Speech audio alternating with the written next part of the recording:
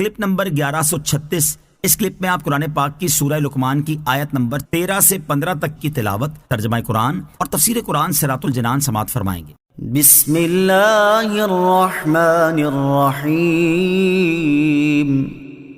ترجمہ، اللہ کے نام سے شروع جو نہایت مہربان رحمت والا ہے۔ وَإِذْ قَالَ لُقْمَانُ لِابْنِهِ وَهُوَ يَعِظُهُ يَا بُنَيَّ لَا تُشْرِكْ بِاللَّهِ إِنَّ الشِّرْكَ لَظُلْمٌ عَظِيمٌ۔ ترجمہ، اور یاد کرو جب لقمان نے اپنے بیٹے کو نصیحت کرتے ہوئے فرمایا، اے میرے بیٹے، کسی کو اللہ کا شریک نہ کرنا، بے شک شرک یقیناً بڑا ظلم ہے۔ وَإِذْ قَالَ لُقْمَانُ لِابْنِهِ وَهُوَ يَعِظُهُ، اور یاد کرو جب لقمان نے اپنے بیٹے کو نصیحت کرتے ہوئے فرمایا۔ حضرت لقمان رضی اللہ تعالیٰ عنہ کے بیٹے کا نام انعم تھا اور ایک قول کے مطابق اشکم تھا۔ انسان کا اعلیٰ مرتبہ یہ ہے کہ وہ خود کامل ہو اور دوسرے کی تکمیل کرے، تو حضرت لقمان رضی اللہ تعالیٰ عنہ کا کامل ہونا تو آتینا لقمان الحکمہ میں بیان فرما دیا، اور دوسرے کی تکمیل کرنا وَهُوَ يَعِظُهُ سے ظاہر فرما دیا۔ آپ رضی اللہ تعالیٰ عنہ نے اپنے بیٹے کو نصیحت کرتے ہوئے فرمایا، اے میرے بیٹے، کسی کو اللہ کا شریک نہ کرنا، کیونکہ اس میں جو عبادت کا مستحق نہیں اسے مستحق کے عبادت کے برابر قرار دینا ہے، اور عبادت کو اس کے محل کے خلاف رکھنا ہے، اور یہ دونوں باتیں عظیم ظلم ہیں۔ آیت وَإِذْ قَالَ لُقْمَانُ لِابْنِهِ سے معلوم ہونے والے مسائل۔ اس آیت سے چند مسئلے معلوم ہوئے۔ نمبر 1، اس سے معلوم ہوا کہ نصیحت کرنے میں گھر والوں اور قریب تر لوگوں کو مقدم کرنا چاہیے، اور نصیحت کی ابتدا عقائد کی اصلاح سے ہونی چاہیے، خصوصاً انہیں اللہ تعالیٰ کی وحدانیت کے بارے میں بتانا چاہیے، اور سب سے پہلے انہیں شرک سے بچانا چاہیے کہ یہ نہایت اہم ہے۔ نمبر 2، انسان پہلے اپنے گھر والوں کو واضح نصیحت کرے پھر دوسروں کو۔ نمبر 3، نصیحت نرم الفاظ میں ہونی چاہیے، آپ نے اسے اے میرے بچے فرما کر خطاب فرمایا۔ نمبر 4، گزشتہ بزرگوں کی تعلیم یاد دلانا، ان کے اقوال نقل کرنا سنت الہیہ ہے۔ حضرت لقمان رضی اللہ تعالیٰ عنہ کی اپنے بیٹے کو نصیحتیں۔ حضرت حسن بصری رضی اللہ تعالیٰ عنہ فرماتے ہیں، حضرت لقمان رضی اللہ تعالیٰ عنہ نے اپنے بیٹے سے کہا، میں نے بڑے پتھر، لوہا اور ہر وزنی چیز اٹھائی ہے، لیکن میں نے برے پڑوسی سے بھاری چیز کوئی نہیں اٹھائی۔ میں نے ہر کڑواہٹ دیکھی ہے مگر فقر سے زیادہ کڑوی چیز نہیں دیکھی۔ اے میرے بیٹے، جاہل کو قاصد بنا کر نہ بھیج، اگر تو کسی صاحب حکمت کو نہ پائے تو اپنا قاصد خود بن جا۔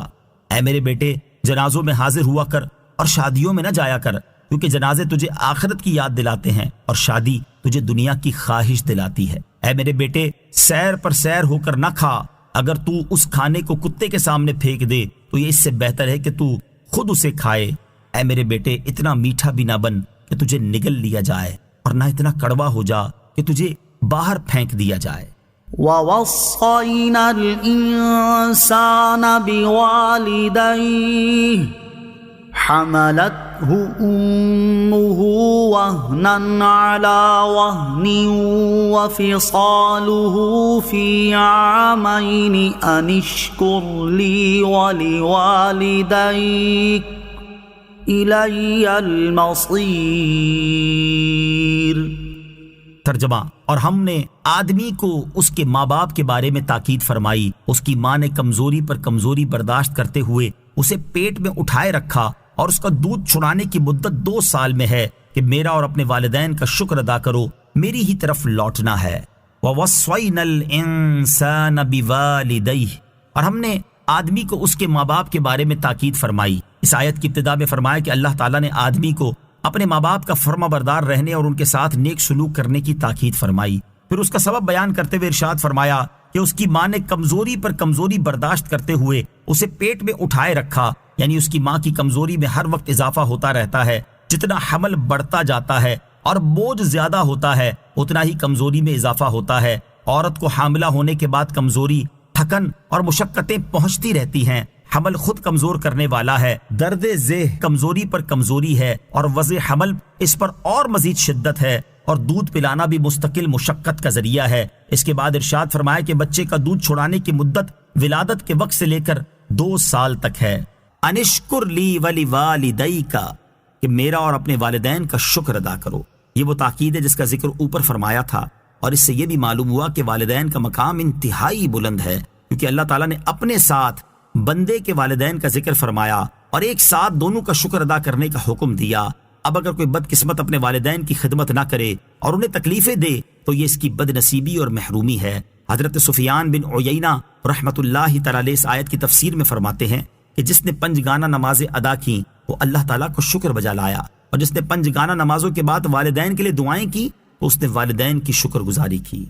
وَإِن جَاهَدَاكَ عَلَىٰ أَن تُشْرِكَ بِي مَا لَيْسَ لَكَ بِهِ عِلْمٌ فَلَا تُطِعْهُمَا وَصَاحِبْهُمَا فِي الدُّنْيَا مَعْرُوفًا وَاتَّبِعْ سَبِيلَ مَنْ أَنَابَ إِلَيَّ ثُمَّ إِلَيَّ مَرْجِعُكُمْ فَأُنَبِّئُكُمْ بِمَا كُنتُمْ تَعْمَلُونَ۔ ترجمہ، اور اگر وہ دونوں تجھ پر کوشش کریں کہ تو کسی ایسی چیز کو میرا شریک ٹھہرائے جس کا تجھے علم نہیں تو ان کا کہنا نہ مان اور دنیا میں اچھی طرح ان کا ساتھ دے اور میری طرف رجوع کرنے والے آدمی کے راستے پر چل، پھر میری ہی طرف تمہیں پھر کر آنا ہے تو میں تمہیں بتا دوں گا جو تم کرتے تھے۔ وَإِن جَاهَدَاكَ، اور اگر وہ دونوں تجھ پر کوشش کریں۔ اس آیت کا خلاصہ یہ ہے کہ اے بندے، تم علم سے تو کسی کو میرا شریک ٹھہرا ہی نہیں سکتے، کیونکہ میرا شریک محال ہے، ہو ہی نہیں سکتا۔ اب تجھے جو کوئی بھی کسی چیز کو میرے ساتھ شریک ٹھہرانے کا کہے گا تو وہ بے علمی ہی سے کہے گا، لہٰذا اگر ایسا ماں باپ بھی کہیں تو ان کا کہنا نہ مان، کیونکہ والدین کی اطاعت اگرچہ ضروری ہے لیکن اگر وہ شرک یا گناہ کرنے کا حکم دیں تو ان کی اطاعت نہ کر، کیونکہ خالق کی نافرمانی کرنے میں کسی مخلوق کی اطاعت جائز نہیں۔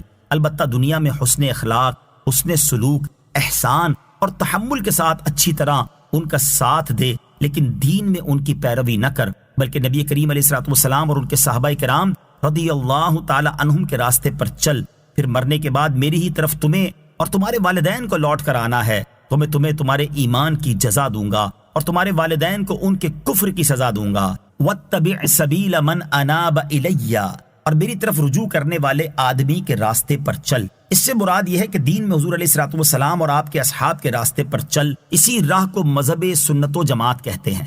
اور ایک قول یہ ہے کہ اللہ تعالیٰ کی طرف رجوع کرنے والے آدمی سے مراد حضرت ابوبکر صدیق رضی اللہ تعالی عنہ ہیں۔ حضرت عبداللہ ابن عباس رضی اللہ تعالیٰ عنہ فرماتے ہیں جب حضرت ابوبکر صدیق رضی اللہ تعالیٰ عنہ ایمان لائے تو آپ کے پاس حضرت عثمان، طلحہ، زبیر، سعد بن ابی وقاص اور حضرت عبد الرحمن بن عوف رضی اللہ تعالیٰ عنہم آئے اور کہا کہ اے ابوبکر رضی اللہ تعالیٰ عنہ، کیا تم نے اس مرد کی تصدیق کی ہے اور اس پر ایمان لے آئے ہو؟ تو حضرت ابوبکر صدیق رضی اللہ تعالیٰ عنہ نے کہا کہ ہاں، میں ایمان لے آیا ہوں اور صدق کے دل سے ان کی رسالت کو تسلیم کر لیا ہے۔ یہ سن کر وہ سب سرکار دو عالم علیہ الصلوۃ والسلام کی بارگاہ میں حاضر ہوئے اور اسلام